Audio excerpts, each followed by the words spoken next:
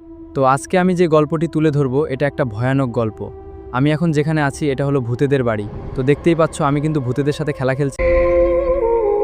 আজকে কিছু ভয়ানক জায়গা তুলে ধরবো, যেগুলোর জায়গার নাম শুনলে দেখলেই গা শিংড়ে ওঠে।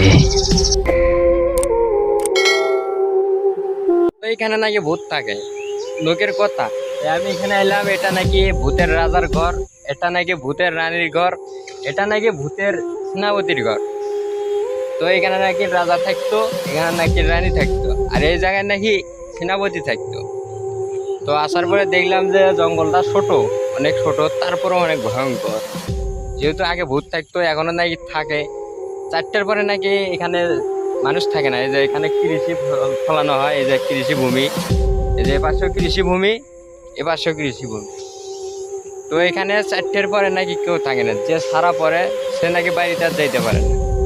তো এমন একটা ভয়ঙ্কর দৃশ্য বা আজব একটি কথা যে যেখানে ভূত থাকে।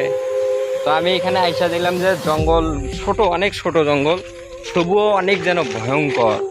তো এই যে এ পাশে শুধু জঙ্গল, এই যে এপাশেও দুই জঙ্গল। তো জঙ্গলগুলো অনেক ছোট হলেও অনেক ভয়ঙ্কর।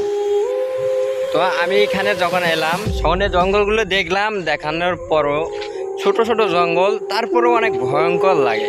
জানি না এটুকু জঙ্গল তাতেই যে অনেক ভয়ঙ্কর। কোনো একটা ভয়ানক জিনিসের কথা শুনলে তো এমনিতেই বুক কাঁপে মানুষের। তো আমি এসে দেখলাম ছোট ছোট জঙ্গল, তাকে দেখে যে ভয়ানক, এবং 4টার পরে যদি কেউ থাকে তাকে নাকি মেরে ফেলে। তো খোদা হাফেজ, সবাই ভালো থাকবেন, সুস্থ থাকবেন, আবারও দেখা হবে নতুন একটু ভিডিও। আর চ্যানেলটি এখনও যারা সাবস্ক্রাইব করেননি তারা সাবস্ক্রাইব করবেন।